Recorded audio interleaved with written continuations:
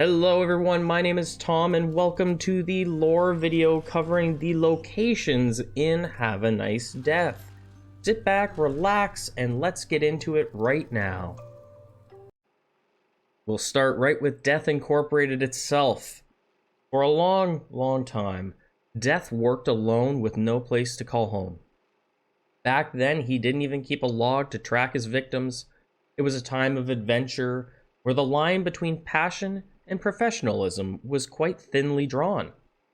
All this changed when Death met Jacob, and they realized they needed somewhere to house his colossal forge.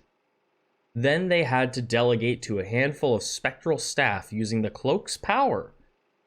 The company first began to take shape in the crypt of an abandoned cathedral somewhere in Europe. CEO's office. Where it all ends. This is the nickname Death Inc.'s employees have bestowed upon the CEO's office. Despite the countless number of complex criteria customers' souls have to meet to have a nice death, the final decision ultimately belongs to Death himself. He has to give his authorization, approving their damnation with his enchanted seal, and muttering a short, solemn phrase that is known to him and him alone. But recently, monotony has crept into the usual protocol. Break room. As shocking as it may justifiably seem to a lot of workers from competitors' companies, the break room is actually quite a recent addition at Death Inc. Jerry, the employees' union rep, had to put a lot of pressure on the Works Council to get it set up. He argued that being able to take breaks in the workplace not only improved productivity, but it was also one of the fundamental and irreducible rights of employees, just like cheap coffee and more prismiums. The Hall of Eternity. Understandably, the Hall of Eternity makes an appearance in a lot of earthly folklore, because it marks the entrance to the immaterial world of the great beyond. Of course, after eons of war, pandemics, and all sorts of catastrophe on the surface, it has lost some of its shine. Not that Death cares one jot about that. As far as he's concerned, the hall looks exactly as you'd expect it to. A functional space in which to carry out administrative work. The Industrial Pollution Department can be found on one of the most highly renovated floors of the company's building. A great many modifications have been carried out over the years. This is due to the fact that the various energy industries have actually only existed on Earth since the end of the 19th century. Prior to this, the department was primarily subcontracted out to help those departments responsible for mental and physical illnesses. All that changed once Death became aware of environmental unrest on Earth. The Physical Illness Department. When it was first set up, the Physical Illness Department looked quite different from the way it does today.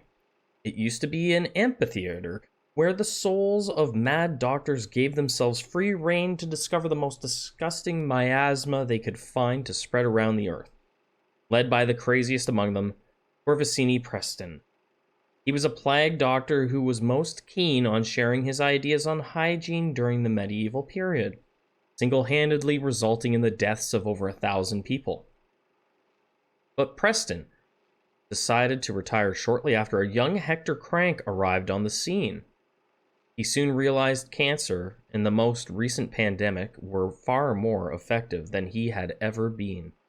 Addictions Department. The Addictions Department is distinctive due to its striking resemblance to buildings on the surface. It's easy to remember where you are when you're trapped in the hall, getting your file approved, or in the garbage dump that serves as the offices for the Industrial Pollution Department. But it's a lot harder to keep your wits about you when you have to deal with some administrative formality at the Addictions Department. The cold, decrepit corridors, reminiscent of those found at run-down hospitals, give the impression of having witnessed unspeakable things.